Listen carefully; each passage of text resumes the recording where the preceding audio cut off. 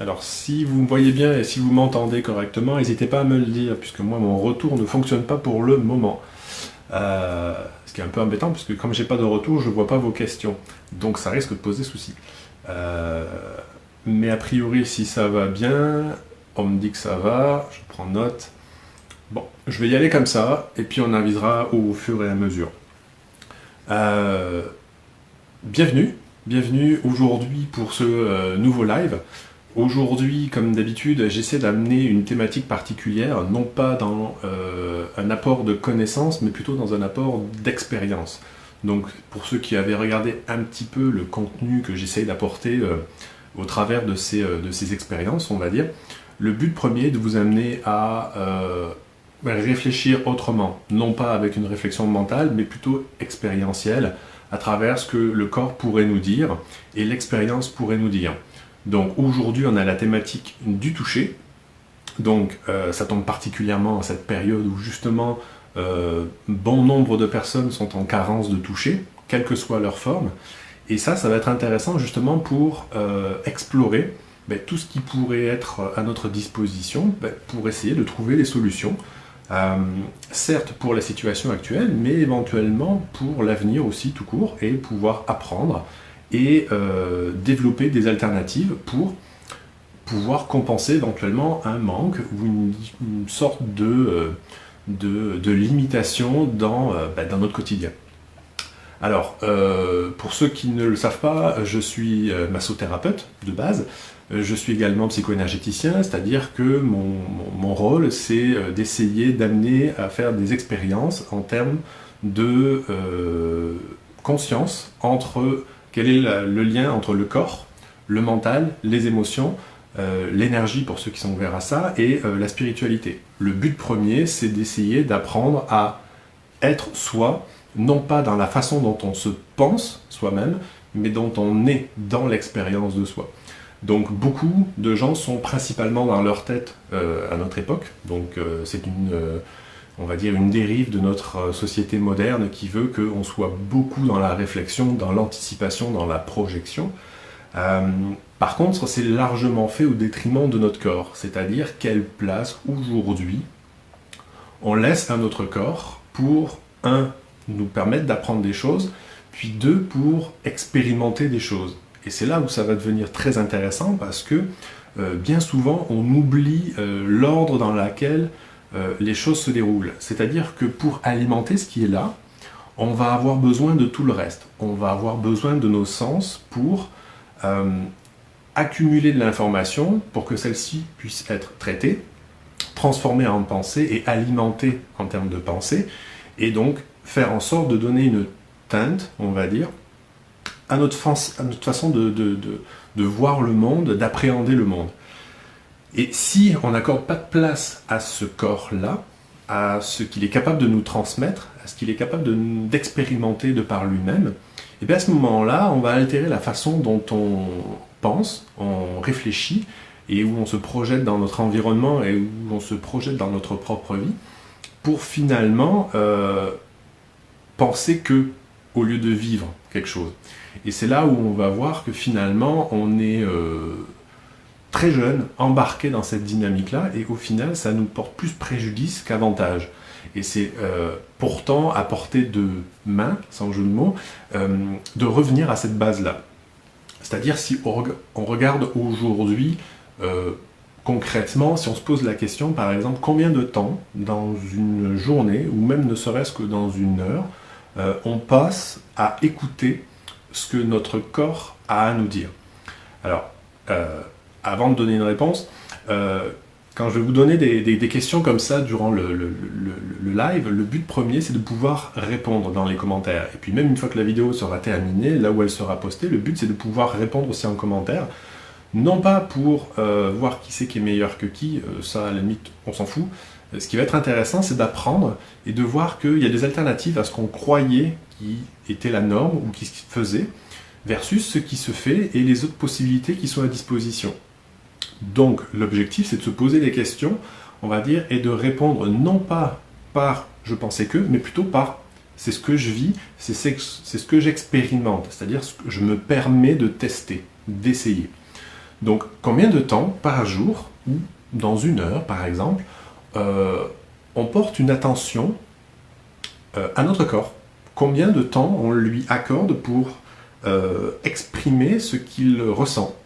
Quelles sont les sensations éprouvées à ce moment-là? Quels sont toutes les différents signaux qui sont en train d'être perçus au moment où je mets mon attention dessus? Donc par exemple, là maintenant, là où vous êtes, est-ce que vous accordez une importance particulière à ce que votre corps est en train de vous dire?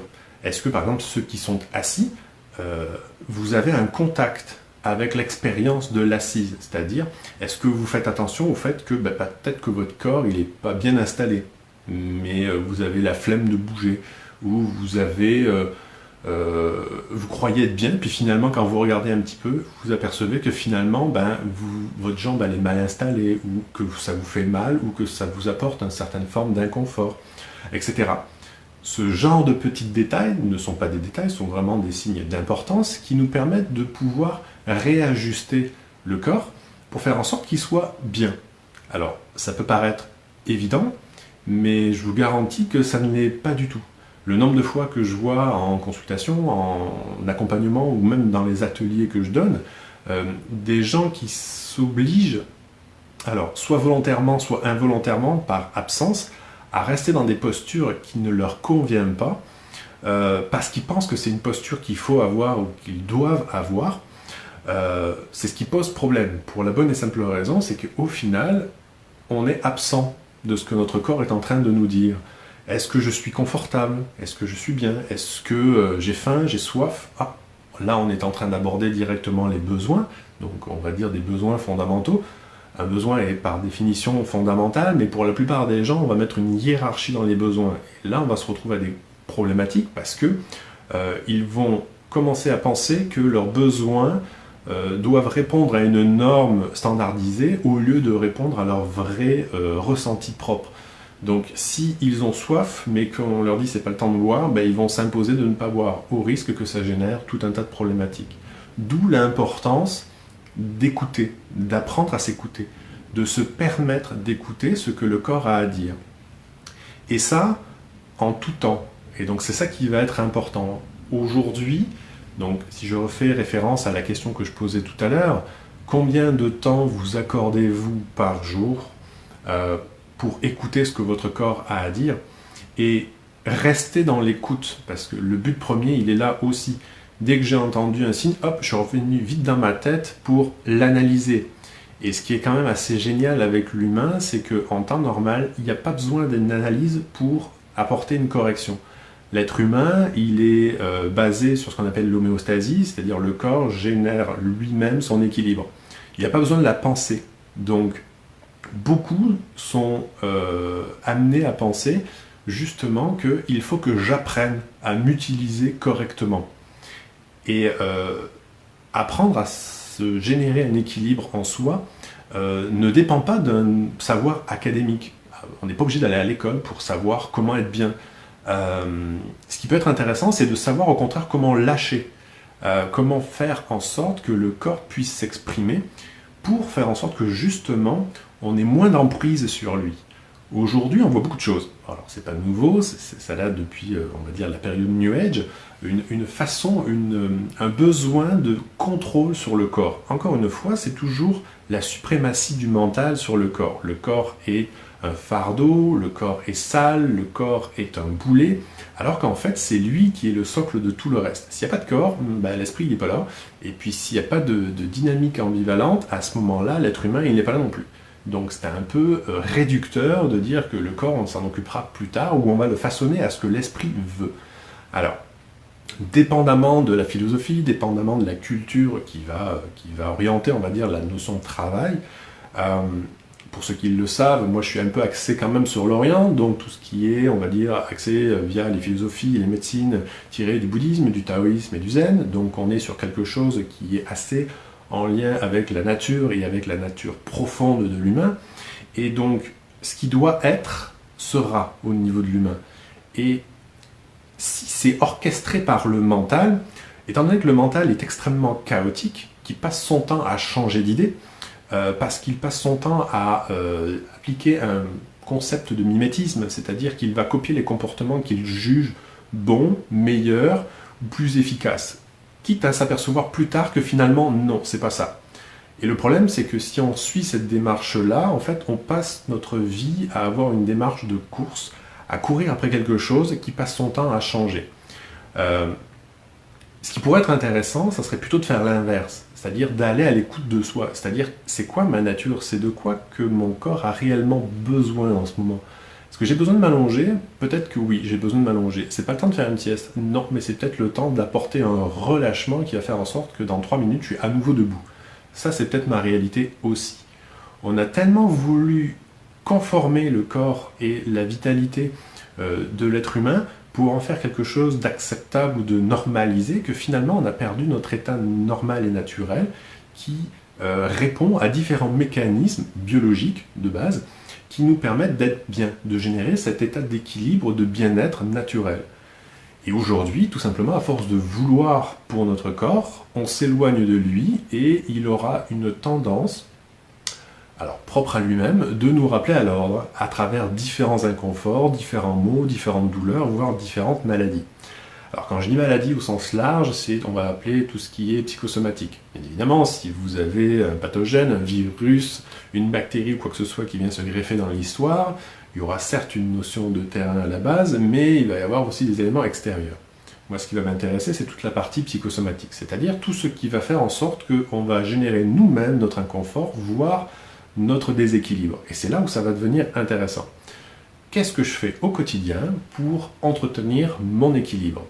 Non pas du sport, non pas, encore une fois, une forme où le mental impose quelque chose au corps. Parce que le problème qui va se passer avec ça, c'est qu'à la longue, on épuise notre corps bien plus vite que ce que la nature nous aurait permis de générer en temps normal.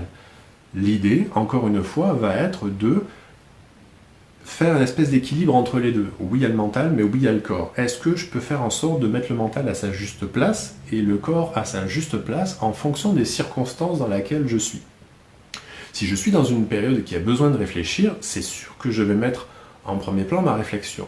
Toutefois, c'est pas dans ces moments-là que je dois absolument oublier le corps. C'est jamais une optique de soit un extrême dans l'un, soit un extrême dans l'autre. Le but premier, c'est vraiment de revenir dans le corps pour apprendre et nourrir les deux sphères. C'est-à-dire, j'ai besoin de réfléchir, je mets en place ma réflexion pour une thématique en particulier et je vais m'appuyer sur les sensations de mon corps pour venir confirmer ou invalider les principes de ma réflexion. Parce qu'on n'oublie pas que, comme on avait vu la dernière fois au niveau de la pensée peut être très chaotique. Et par rapport à notre soi profond, on va dire, ça va être intéressant de savoir si notre corps est en accord avec la pensée ou pas. Si je veux me persuader quelque chose alors que j'ai mon corps qui est diamétralement opposé à ce que je suis en train de me dire ou de me convaincre, il y a peut-être des chances que je sois dans l'erreur. Ou au contraire, si mon corps a envie de quelque chose mais je m'impose de ne pas l'écouter pour différentes raisons et souvent différents conditionnements, bien souvent je regrette de ne pas m'être écouté. Et c'est là où ça va devenir intéressant d'apprendre à écouter, ou du moins faire confiance à ce que notre corps cherche à partager avec nous. Donc quand j'essaie de dire souvent il faut se réaligner avec soi, il n'y a rien d'ésotérique là-dedans, il n'y a rien d'extraordinaire, il n'y a rien d'angélique ou de quoi que ce soit, c'est juste que, à mon niveau, qu'est-ce que je suis? À quel point est-ce que je suis en ligne avec ce que je fais, ce que je suis, ce que je pense, ce que je vibre, ce que je ressens? Ou au contraire, à quel point est-ce que je m'en suis éloigné et une partie de moi est en train d'en souffrir? Et c'est là où ça peut devenir particulièrement intéressant dans la façon dont on se perçoit et dont on va s'utiliser dans l'avenir. Le toucher, il va avoir quoi là-dedans comme effet? Le toucher, il va venir stimuler. Alors le toucher, il va avoir deux aspects, soit un aspect extérieur, soit un aspect intérieur. Si c'est un aspect intérieur, on va appeler ça tout ce qui va être propriété kinesthésique, c'est-à-dire un toucher, on va dire un ressenti interne. Ça va être les notions comme des points de sensation, des points de douleur, on va ressentir sa digestion, la respiration, on va avoir tout un tas d'informations qui vont, on va dire, popper dès qu'on va mettre notre attention, dès qu'on va se mettre disponible pour écouter ce que notre corps a à dire. Et donc là, en général, c'est génial parce que ça saute de partout. Il y a de l'information qui vient de partout. Le but premier, c'est de se permettre déjà d'écouter ça. Est-ce que dans ce flot d'informations, il y a des choses qui pourraient être intéressantes et qui pourraient m'aider dans ce que je suis en train de vivre en ce moment? Ensuite, il y a l'aspect extérieur, le toucher extérieur. Est-ce que, en plus de tout ce stock de stimuli, je ne pourrais pas avoir un contact avec l'extérieur qui va faire en sorte que là aussi, ça me permet d'apprendre quelque chose? Alors, le toucher, il fait écho à la peau en tant que telle. En médecine chinoise, la peau, elle a un lien avec les poumons aussi. Et on est dans la notion de tout ce qui va être relation. Donc la relation avec le monde extérieur, donc c'est la relation entre le monde intérieur et le monde extérieur. Donc aussi bien au niveau de l'air, donc communication, qu'au niveau de la peau, limitation en tant que telle. Donc la peau aussi, c'est l'organe qui fait la barrière en tant que telle entre l'environnement dans lequel je suis et puis moi, mon intériorité, c'est-à-dire ma définition physique dans cet environnement-là. Si je regarde bien, par exemple, le fait d'être assis sur ce canapé, en fait, la partie la plus extérieure de moi, physique, du moins, ben, c'est ma peau, qui elle-même est en contact avec l'événement, qui eux sont en contact avec l'environnement. Donc c'est intéressant de savoir aussi comment je me mets disponible pour percevoir, là encore une fois, ce stock d'informations, ce stock de sensations. J'irai pas du tout dans tout ce qui va être, encore une fois, connaissance académique, dans le sens qu'est-ce que c'est l'ocytocine, qu'est-ce que c'est la dopamine, tout ce qui est hormones et molécules, plaisir, etc. Parce que ça, vous en trouverez plein. Moi, ce qui m'intéresse, c'est l'aspect expérientiel pur. On passe notre temps à chercher désespérément des expériences qui vont nous permettre de vivre et de sortir dans des sensations normales du quotidien. Donc on va chercher des sensations fortes, comme on dit.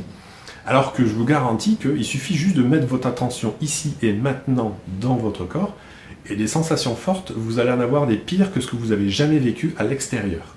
Pour la bonne et simple raison, c'est que l'extérieur, vous pouvez, entre guillemets, contrôler d'office ce que vous allez voir, ou au pire, vous en couper un petit peu, alors que votre intériorité, elle vous suivra tout le temps, toute votre vie, et elle va chercher désespérément à avoir toute votre attention. Donc l'objectif, ça va être de lui accorder cette attention. Et donc, on est là-dedans. La notion de toucher, c'est-à-dire très souvent, notamment dans cette période où on a l'impression qu'on est en manque de toucher, ça serait intéressant de savoir aujourd'hui, avant d'embarquer dans cette notion de « il me manque un toucher », mais c'est quelle place vous lui accordez à votre propre toucher, en fait. Quelle place vous mettez à, quand je mets une main sur mon bras, en fait, très souvent on va le faire sur soi-même parce qu'on a une douleur ou on s'est tapé quelque part. On a le réflexe premier de tous les êtres humains l'ont. Dès qu'on se tape quelque part, le premier réflexe c'est d'aller le toucher. On a un petit côté anesthésiant au niveau de l'attention quand on vient mettre un contact avec soi-même.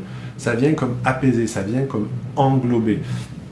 Et le but, c'est pas de faire en sorte que ce soit uniquement dans l'inconfort ou dans la douleur, mais que ce soit en tout temps.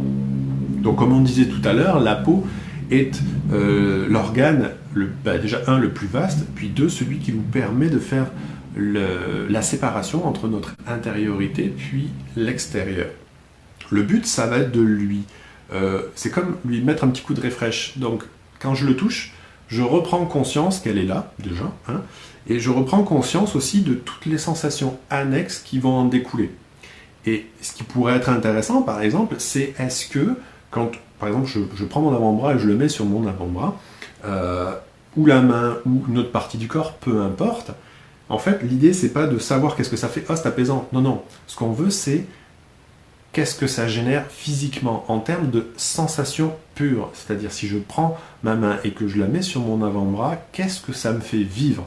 Et je veux pas une réponse réfléchie, je veux une réponse d'expérience du corps. C'est-à-dire, est-ce qu'il va y avoir une notion d'agréable, de désagréable? Est-ce qu'il va y avoir une notion qui m'amène à vouloir ressentir quelque chose qui va là?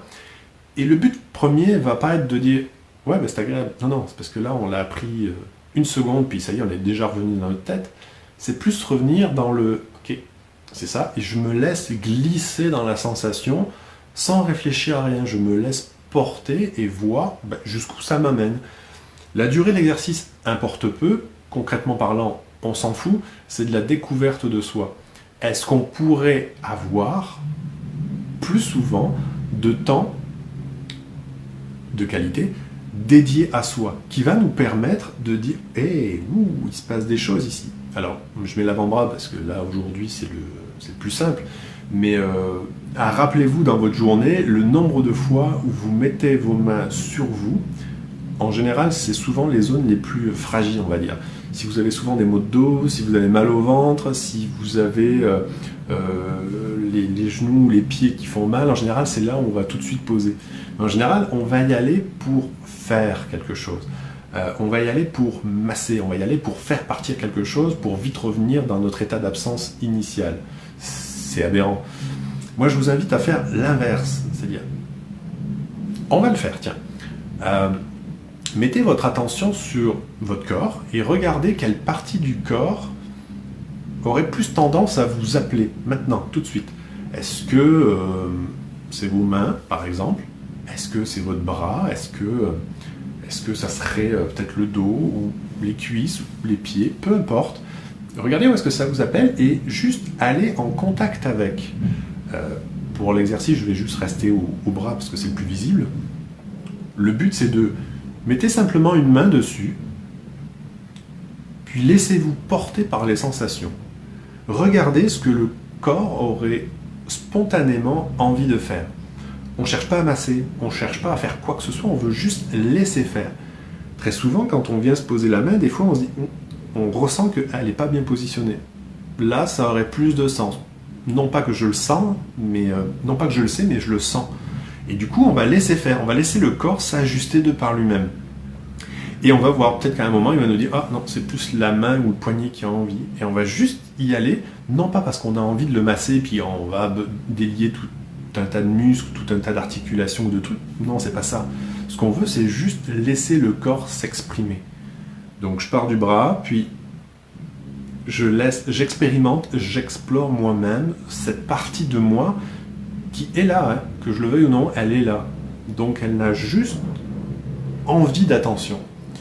Et donc ça va être super important parce que c'est ce qui va nous permettre d'affiner notre perception de nous-mêmes. Si vous le regardez, si des fois vous avez des impressions particulières ou des sensations particulières, vous pouvez me les communiquer aussi, n'hésitez pas. Parce que c'est ça qui fait la richesse normalement d'un échange. Normalement, il y a une communication. Ça, c'est des choses que je fais en atelier en temps normal, donc j'ai vraiment un feedback en temps réel. Et puis même si on ne me l'écrit pas, je vois la tête des gens, donc je vois que le message est en train d'être vécu. Là, c'est un petit peu plus difficile, donc on fait avec ce qu'on a. Mais l'idée, elle est là. L'idée, elle est de vous reconnecter à vous-même, à la partie de vous-même qui fait l'expérience de la vie. Ça peut paraître aberrant de dire des choses comme ça, mais vivre, c'est pas une réflexion, c'est pas une succession de pensées. Vivre est une expérience. Et quelle partie de l'humain fait l'expérience? C'est le corps. Ensuite viendra l'analyse et l'intégration. Mais pour l'instant, le but premier, c'est de laisser la place au corps pour qu'il puisse vivre pleinement toutes les expériences auxquelles il est confronté. Et on s'entend que, en fait, des expériences, vous y êtes confronté depuis votre naissance. Et vous en vivrez jusqu'à votre dernier souffle. Et techniquement, même un peu après. Mais sans aller jusque-là, c'est là où ça devient intéressant. Chaque seconde est une occasion incroyable de vivre des expériences fantastiques. Et il n'y a pas besoin de faire 12 000 km pour aller voir un coucher de soleil. Il suffit de voir un coucher de soleil ici, à moitié dans les nuages, mais simplement de se permettre de mettre notre attention à l'écoute de cette expérience va nous faire vibrer quelque chose parce qu'on assiste à quelque chose durant lequel on est pleinement conscient. On est vraiment pleinement présent à cette expérience-là. Ça peut paraître évident, mais la plupart des gens qui pensent que c'est évident n'ont pas fait l'expérience. Ils ont pensé l'expérience, ce qui est radicalement différent. Et ce qui va être intéressant, alors je dis toujours que c'est intéressant parce que moi je trouve ça absolument fascinant, tout est une occasion d'expérience en fait. Donc au lieu de penser une expérience, peut-on la vivre? Et c'est là où ça va faire tout un tas de différences. Donc quand on est dans l'expérience, tout à l'heure j'étais dans le bras, maintenant en fait on pourrait être juste sans se toucher soi-même. Est-ce que je peux ressentir par exemple Comment est-ce que je ressens mes vêtements tout de suite? Est-ce que je peux me laisser aller dans la sensation? Est-ce que je peux me laisser, est-ce que je peux me permettre de me perdre dans le corps et voir qu'est-ce qui se passe? On ne veut pas juger, on ne veut pas comparer, on ne veut pas analyser du tout, on ne veut pas tomber dans une forme de mémoire quelconque.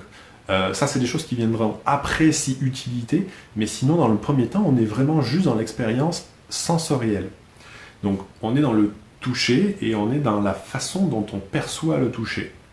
Rien que ça peut paraître évident, basique, il n'y a même pas besoin d'y passer du temps dessus, et pourtant, personne ne le fait, ou très peu, et on se laisse accaparer tellement rapidement par nos vies que finalement, le toucher, il n'y a pas de raison.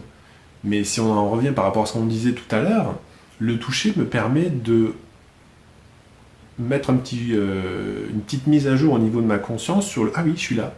Ça ressemble à ça mon toucher, ça ressemble à ça mon bras. Parce que mon bras, j'en ai une impression, c'est-à-dire un souvenir d'une vieille perception de comment il est. J'en ai une impression interne de par mon ressenti intérieur.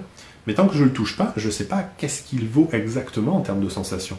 Donc c'est pour ça que ça devient intéressant d'avoir régulièrement ce type de contact. C'est pour ça que quand on me pose la question aussi, des fois en entretien ou en atelier, avant une période de méditation, des fois ça peut être intéressant de faire ce qu'on appelle un do-in, c'est-à-dire des fois il peut y avoir un peu de stimulation du corps, donc c'est-à-dire avant de s'asseoir ou de se mettre en état de méditation, c'est-à-dire on va venir comme stimuler le corps pour vraiment mettre à jour, on va dire, notre cartographie corporelle. Donc ça prend rien, il n'y a pas besoin d'apprendre des points ou quoi que ce soit, c'est juste je le stimule ce corps-là. Même chose, le matin quand on se lève, on peut très bien comme aller explorer un petit peu le corps de l'extérieur pour voir un petit peu qu'est-ce qui se passe. Ça nous permet d'avoir une meilleure compréhension, une meilleure intégration de notre ressenti. Et maintenant, quand il s'agit du toucher externe, c'est-à-dire avec les autres ou avec l'autre, c'est là où on voit que si déjà à la base on n'est pas présent avec soi-même, comment est-ce qu'on peut appréhender correctement, comment est-ce qu'on peut profiter correctement du toucher qui émane de l'autre? Moi, je ne sais pas, mais ça me semble une bonne question pour débuter, on va dire, une réflexion, par exemple. C'est-à-dire, comment est-ce que je peux profiter du toucher de mon chum, de ma blonde, de mes enfants, de mes parents, de mes amis, des inconnus, une poignée de main qui est serrée. Si je suis attentif à toutes ces sensations-là dans le quotidien déjà, c'est une mine d'or en termes d'information, puisque le toucher, alors qu'il soit touché ou non, puisque après on apprend en fonction du temps qu'on passe avec soi, on apprend aussi à observer comment l'autre a son propre rapport avec lui-même, avec son propre corps, comment il se touche, comment il se considère, comment il s'utilise. Ça nous permet d'avoir énormément d'informations dessus. Donc moi, toutes les personnes que je rencontre, avec qui je serre la main, ou avec qui on fait une bise, ou on fait un hug, il y a une quantité pharaonique d'informations qui transitent à ce niveau-là. Et le but, c'est de laisser monter ce qui se passe à ce moment-là. Pas tomber dans l'interprétation, parce que l'interprétation, on sait très bien qu'elle peut être biaisée pour tout un tas de raisons. Mais juste apprécier la valeur d'un toucher en tant que tel. Alors, elle peut être bonne comme mauvaise, peu importe, parce que ça dépend des gens, ça dépend de l'intention, ça dépend de l'humeur, ça dépend de bien des facteurs. Mais c'est ça qui est intéressant à savoir, quand je serre la main de quelqu'un, qu'est-ce qu'il véhicule à ce moment-là? C'est pas juste, est-ce que je suis déjà en train de penser à ce qui va se passer, ce que je vais lui dire, comment il va le dire, comment il va le prendre, comment il va l'intégrer, etc. C'est juste, est-ce que je peux être présent à ce serrage de main, ou à cette bise, ou à ce hug, par exemple. Les câlins sont quelque chose de très intéressant, parce que est-ce qu'ils viennent conforter le mental, donc est-ce qu'ils viennent nous sécuriser, ou est-ce qu'ils viennent sécuriser d'abord notre corps, qui va pouvoir se poser, et le mental va pouvoir se poser par-dessus. Bon, ça peut être des réflexions, ça dépend de la culture, et ça dépend de plein de dynamiques annexes. Ce qui va être intéressant, c'est quand même de se poser des questions sur qu'est-ce que ça me fait? Et qu'est-ce que ça aurait tendance à me faire, et que, par exemple, alors, soit je m'autorise, et là c'est génial, donc t'as quelqu'un qui te fait un câlin, par exemple, ou qui te serre la main, puis il y a un énorme sentiment de chaleur ou de bien-être qui s'installe. Est-ce que tu n'aurais pas le goût de mettre la main par-dessus pour serrer la main, pour conforter, on va dire, cette dynamique-là de partage? C'est un moment sacré. Le hug, c'est pareil, des fois on a un hug qui est distant, même si on est l'un sur l'autre, on est distant. Est-ce qu'à un moment, au-delà de la notion de protection, ça pourrait être intéressant de se dire, ok, il y a une dynamique, une bonne vibe là, c'est vraiment super intéressant, ça me donnerait le goût de me laisser aller dedans. Et à ce moment-là, on se laisse vraiment aller dedans. C'est l'occasion où on peut, un, profiter de l'expérience, puis deux, on peut surtout apprendre. Mais dans le sens de l'expérience, c'est-à-dire, waouh, c'est ça, une vraie connexion, par exemple. Et c'est là où ça peut devenir intéressant. Pour ceux qui sont un petit peu dans la dynamique, quand on annonce le namasté, par exemple, la fameuse salutation assez générique orientale, notamment en Inde ou dans l'hindouisme, dans le bouddhisme, c'est quelque chose qui inclut réellement la notion de connexion. Je me mets disponible pour toi comme tu te mets disponible pour moi, et c'est ce qui fait une relation, on va dire, de cœur à cœur, mais c'est surtout une relation intense. Et c'est ça qu'on cherche à avoir. Donc le but premier, c'est de savoir, avant d'être en connexion avec les autres, est-ce que je peux être en connexion avec moi, déjà. Ensuite, est-ce que je mets en place à tous les jours cette relation-là, avec moi aussi? Ou est-ce qu'elle est anecdotique, occasionnelle, voire bien trop rare par rapport à ce que j'aurais besoin d'avoir? On le voit dans notre période, justement, on est dans le confinement. Alors, si vous êtes en famille, vous avez la possibilité d'expérimenter ce toucher-là au quotidien, même si pour certains, ça peut peut-être les tanner aussi, parce qu'il y a des moments où c'est trop proche, on va dire. Alors, ça dépend des circonstances de beaucoup de choses. Mais il y a ceux qui sont tout seuls aussi. Et là, ça devient intéressant de se dire, ok, comment est-ce que je peux pallier à la problématique du toucher quand je suis tout seul et qu'en plus, on est en période de confinement. Et donc là, ça devient vite compliqué. Mais c'est là où on va pouvoir jouer avec les autres sens aussi. Alors, je ferai une vidéo sur les autres sens aussi, mais le but premier, c'est de se dire, aujourd'hui, ce que je ressens peut être véhiculé et par le toucher, donc directement par la peau, le contact, mais peut être véhiculé aussi pour les autres sens. C'est-à-dire, est-ce que quand je marchais dans la rue, j'ai croisé le regard de cette personne qui m'a souri, ça m'a fait vivre quelque chose et je l'ai perçu. Bon, c'est associé à la notion de toucher aussi, c'est un aspect, on va dire, de ressenti, donc c'est l'aspect plus intérieur du toucher, mais c'est quand même du toucher. Et c'est quelle place on va laisser à cette expérience-là? Quelle place on va laisser à ce ressenti-là? Est-ce qu'on va se permettre de le vivre? Est-ce qu'on va se permettre de le laisser aller, de s'intensifier? Ou au contraire, est-ce qu'on va lui laisser aucune chance? C'est-à-dire, ah, ma souris, non, je ne le mérite pas, ou j'ai pas droit, ou j'ai tout un tas de raisons, et à ce moment-là, on se ferme sur ça. Donc, si on est dans cette dynamique-là, c'est un petit peu dommage. Il peut y avoir tout un tas de raisons, ça serait intéressant de les explorer, mais plus en individuel qu'en groupe. L'être humain a besoin de certaines dynamiques pour justement expérimenter son quotidien.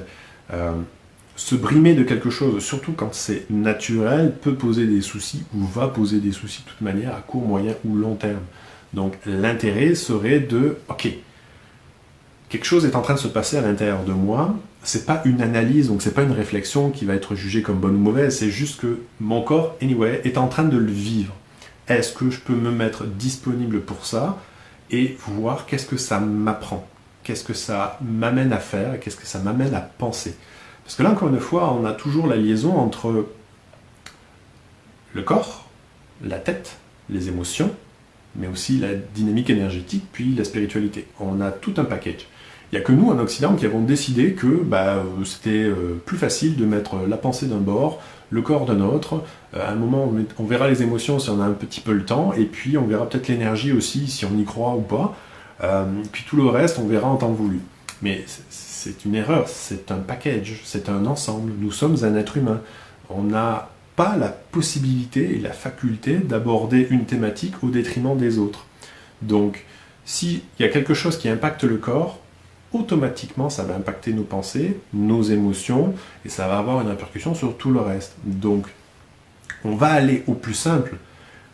Aborder le corps va nous permettre d'aborder nos pensées, nos émotions après coup. Mais en premier lieu, il faut donner de l'importance à ce corps-là. Et c'est là où on va commencer à aborder tout un tas de questions. J'ai 3 questions qui m'ont été posées dans la semaine. En fait, il y en a bien plus, mais on va dire, je les regroupe là-dedans. La première des questions, c'était, si je regarde bien, c'est comment est-ce que je peux apprécier mon corps, sachant que celui-ci peut être, alors, soit gros, on va dire, ou gros ou maigre, ou endommagé. Ça, c'est les problématiques, on va dire, avec, ça englobe plein de choses. Donc, comment est-ce que je peux apprécier mon corps, pour faire tout simplement? Et là, on est dans la problématique, elle est déjà annoncée directement dans l'énoncé. C'est l'appréciation. Donc, ça vient du mental. Donc, ça veut dire que c'est coupé de toute forme d'expérience corporelle, physique, initiale. Le problème de l'appréciation, c'est que bien souvent, et malheureusement aujourd'hui, nous passons notre temps à nous comparer à d'autres, à des modèles qui varient d'une culture à une autre, d'une société à une autre et d'un coin du monde à un autre. L'appréciation doit être individuelle avant tout. C'est-à-dire, aujourd'hui, comment est-ce que tu te sens?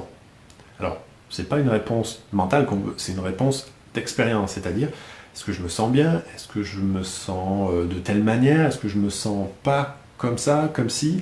Le but, c'est de se réapproprier une réelle sensation telle qu'elle est réellement là. Exempt de tout jugement. Est-ce que c'est bon ou est-ce que c'est pas bon? Ça, on s'en fout. C'est d'abord, est-ce que je peux réactualiser, on va dire, la perception que j'ai de moi-même. Donc, est-ce que je me trouve gros? Bon, ok, peut-être. Ou trop maigre, d'accord. Mais ça veut dire que c'est un élément de comparaison avec un référentiel particulier. En termes de comparaison ou en termes d'analyse, la seule chose à comparer, c'est soi-même. Il n'y a absolument aucune autre dérogation possible. Me comparer avec quelqu'un d'autre, c'est complètement illusoire, dans le sens où, bon, déjà, cette personne-là n'est pas moi, elle n'a pas mon vécu, elle n'a pas mon bagage génétique, elle n'a pas mon corps, mon expérience, mes difficultés, mes espoirs, mes rêves, elle n'a rien en commun avec moi. Pourquoi est-ce que je me comparerais avec cette autre personne-là? Ça n'a pas de sens. Ce qui va être intéressant, c'est plutôt de se dire, ok, par rapport à l'année dernière, ou il y a 5 ans, ou il y a 10 ans, j'ai pris du poids, ou j'ai perdu du poids, et est-ce que ça me paraît une bonne chose, entre guillemets, en termes de ressenti, pas en termes de réflexion, ou pas? Si je sens que je suis essoufflé parce que je fais 3 pas, il se peut qu'effectivement la notion de poids entre en ligne de compte. Mais là, on va avoir une notion de cause à effet parce que, effectivement, avant, j'avais pas ce poids-là et j'avais pas cette difficulté-là. Donc ça veut dire qu'on apprend de par soi-même. Ça devient intéressant. Vouloir comparer avec quelqu'un d'autre est plus dangereux que bénéfique. Ça pose problème. Donc, comment on apprécie son corps? C'est en passant du temps avec lui, dans l'observation et dans l'expérience de lui. Donc j'apprends à écouter ce que le corps a à dire.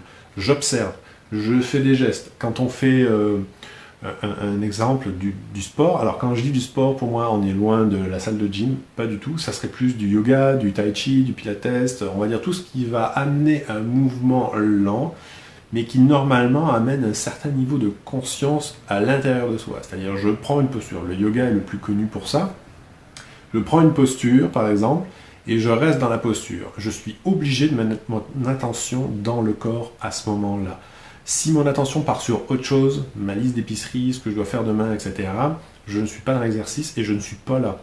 Et il se peut que, justement, j'ai l'habitude d'aller ailleurs qu'à l'intérieur de ça, parce qu'il se peut que ce soit trop souffrant, parce qu'on se retrouve confronté à. Et la fuite n'a jamais répondu à une quelconque solution de mieux-être. C'est l'affrontement. Et encore, l'affrontement, c'est pas un bon mot. C'est, on va dire, une meilleure appréhension. Alors, appréhension, c'est le bon terme dans le sens du terme, c'est se familiariser avec. C'est comment on va aller observer ce qui est là, que ça nous plaise ou non, encore une fois, et pour simplement intégrer notre réalité. C'est parce que, encore une fois, là, je fais toujours des parallèles avec la méditation et la pleine conscience, mais c'est parce que c'est un fondamental de vie que, aujourd'hui, la plupart des gens s'en foutent, mais alors que pourtant, c'est à cause de ça que, justement, la plupart des gens sont malheureux et en pleine souffrance. C'est parce que la plupart des gens sont dans une idée de la réalité plutôt que dans la réalité elle-même. Et quand ils se retrouvent confrontés à cette réalité-là, la souffrance n'en est que plus grande. Et c'est ça qui pose problème. Donc, est-ce que je préfère alimenter une idée, peut-être même idéalisée, on va dire, de cette réalité, ou est-ce qu'au contraire, je préfère être présent et au fait même de cette réalité? Plus je suis présent et plus je suis disponible pour ce qui est là, plus je suis capable de m'adapter à celui-ci. Si au contraire je préfère naviguer dans une idée qui est illusoire par rapport à ce qui est réellement, je vais toujours avoir tendance à vouloir, on va dire, jongler, on va dire, avec les règles, avec le possible, et au final, je suis en train d'alimenter ma tête au détriment de la réalité et d'éventuellement ce que mon corps me fait sentir. C'est là où on a un problème. C'est parce que je suis en train d'essayer de dealer avec différents concepts pour essayer de passer outre ce que je suis en train de réellement vivre. C'est là où, au bout d'un moment, le crash risque d'être assez intense. Donc, moi, ce que je vous invite à faire, c'est de tester la réalité du corps, c'est-à-dire qu'est-ce qui est en train d'être vécu ici et maintenant. Juste ça. Ce qui est énorme en soi, on s'entend, mais quand on prend l'habitude, ça devient de plus en plus efficace. Ce qui pose problème aussi, c'est que la plupart du temps, les gens attendent d'être en période de rush pour se permettre d'expérimenter des choses. Le problème, c'est que quand on est en période de rush, on est en période de rush. Donc faire attention à ce genre de choses, ben, c'est trop tard, c'est trop compliqué, et on va vite se laisser aller. Donc ça ne marche pas. Par contre, on va prendre du temps. Alors du temps, on s'entend, hein, c'est très court, ça peut être 1 minute. Ça peut être déjà bien plus que ne pas le faire du tout. Donc c'est déjà... il faut toujours se sortir de l'idée que ben, finalement, il faut s'accorder 1 heure par jour. Alors on s'entend, c'est génial, ça serait super et ça serait même le minimum. Mais ne serait-ce qu'1 minute de temps en temps permet de revenir dans ce qui est réellement ici et maintenant.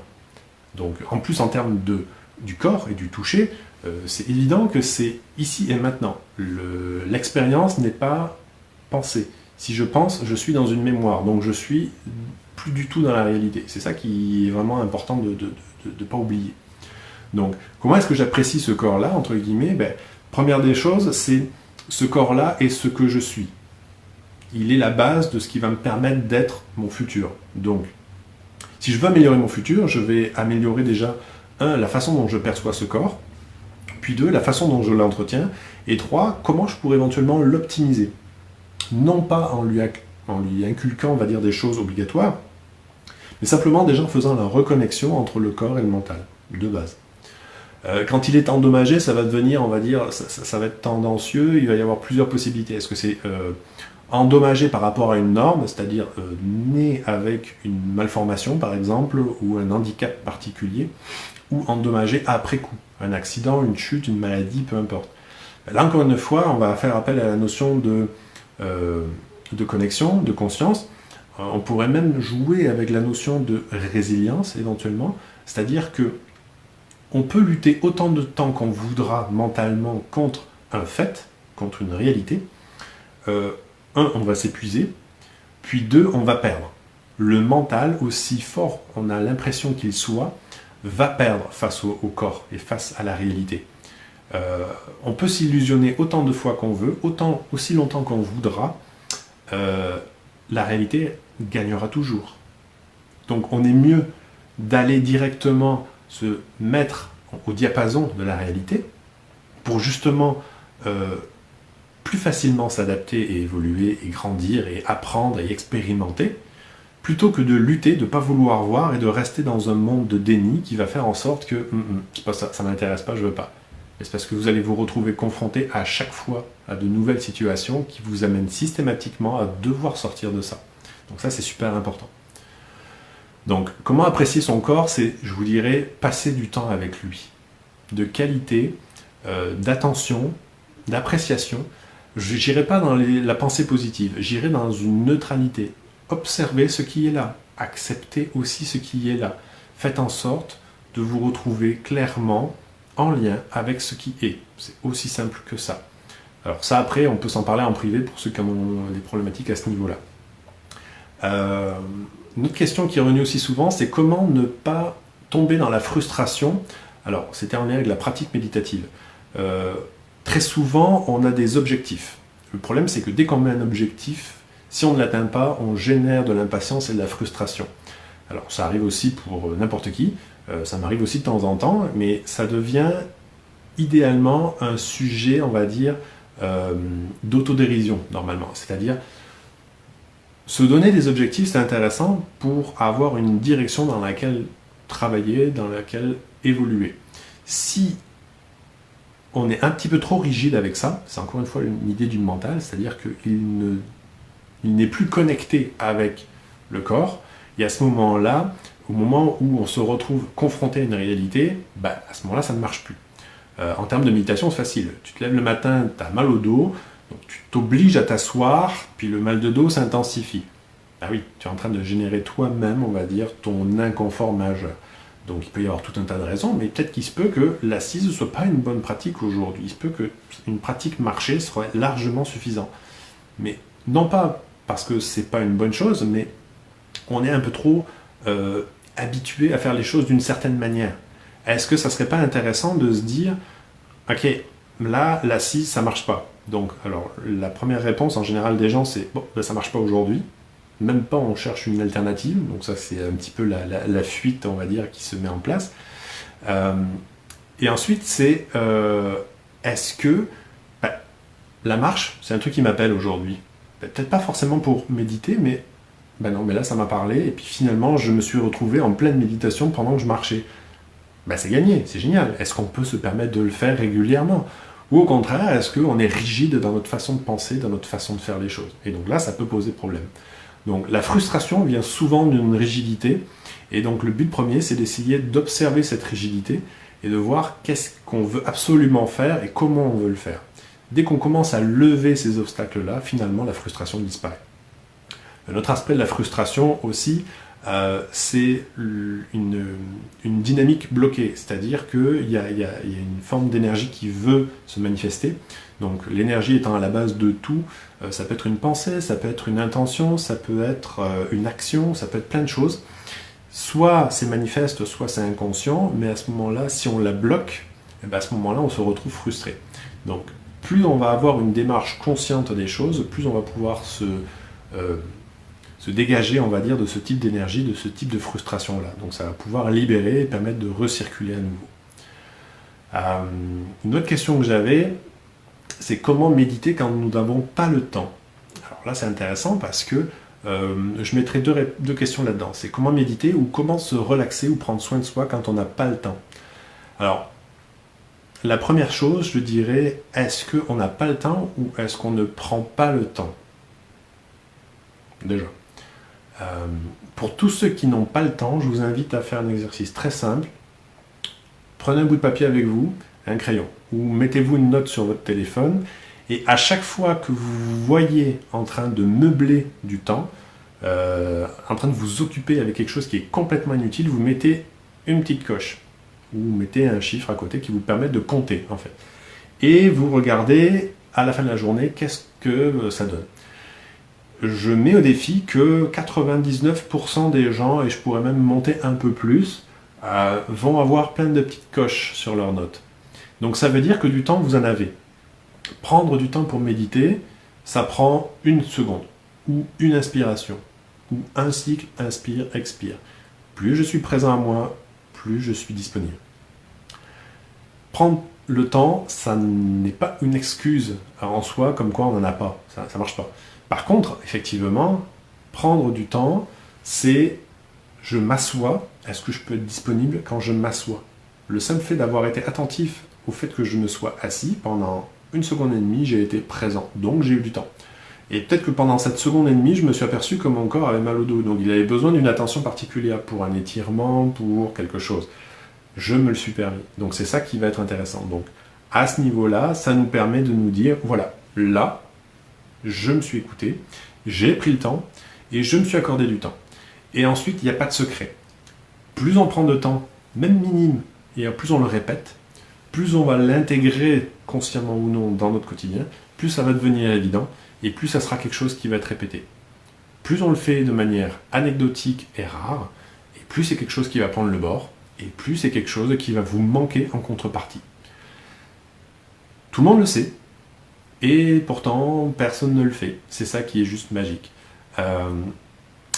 Je trouve ça intéressant de voir combien de temps on passe par jour avec soi-même. On est souvent dans notre tête. La semaine dernière, on a vu au niveau de la pensée, au niveau de la dynamique de la réflexion. Aujourd'hui, on est dans le corps. Prendre du temps avec vous-même va passer nécessairement par la sensation. Si vous ne ressentez rien pour X raison, faites-vous ressentir quelque chose. Utilisez le toucher pour venir stimuler votre corps. Que ce soit le bras, que ce soit les jambes, que ce soit le visage, peu importe. C'est super important. Pour la transition, pour ceux qui le savent, donc je suis masso aussi. Donc c'est pour ça que le massage en lui-même, alors qu'il soit donné par un thérapeute ou qu'il soit fait en mode automassage, est vraiment très important dans notre quotidien puisqu'il nous permet encore une fois de travailler sur notre corps en tant que tel, donc il nous permet de redéfinir notre corps, de mieux nous percevoir. Je ne compte plus le nombre de fois où j'ai des gens qui me disent en séance et je ne me pensais pas tellement tendu au niveau des mâchoires, ou du dos, ou des épaules, ou des bras, ou des avant-bras.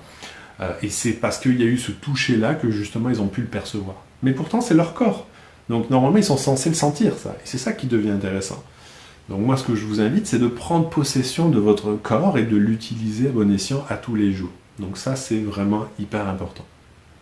Ensuite, pour tout ce qui va être travail, on va dire, et physique, et de respiration, et de conscience de soi, et on va dire d'amélioration dans la gestion du stress ou de l'anxiété, vous avez l'occasion de pouvoir communiquer avec moi à ce sujet. Vous avez la possibilité d'utiliser un accompagnement thérapeutique et spirituel classiquement dédié justement à ce type d'activité. Et ensuite, sinon, vous avez tout un tas d'activités méditatives qui sont proposées régulièrement en ligne via Skype en tout petits groupes. C'est des groupes de 6. Et donc, si vous avez l'opportunité d'en profiter, faites-le. Sinon, vous avez sur mon site deux aspects. Il y a le blog qui permet d'écrire, de lire régulièrement des écrits, des expériences particulières que je pourrais vous partager. Et sinon, vous avez en bas de la première page, vous avez ce qu'on appelle la bibliothèque des savoirs qui regroupe tout un tas de méditations, d'expériences, de films, de musique aussi, qui va vous amener justement à travailler un petit peu plus la conscience de vous, la réflexion, la philosophie, l'énergétique, tout un tas de thématiques qui pourraient vous aider à mieux être au quotidien. Je n'ai toujours pas la possibilité de vous retrouver en ce moment dû au confinement dans lequel nous sommes, mais si vous avez la possibilité ou si vous avez l'envie de me soutenir, vous avez la possibilité de faire un don ou un pourboire sur ma boutique en ligne, dans la partie « Je te soutiens », vous aurez le lien à la fois sur mon site et dans le descriptif de cette vidéo un petit peu plus tard. Et sinon, je vous dis à la semaine prochaine pour une prochaine thématique. Prenez soin de vous, à bientôt, bonne journée, bye.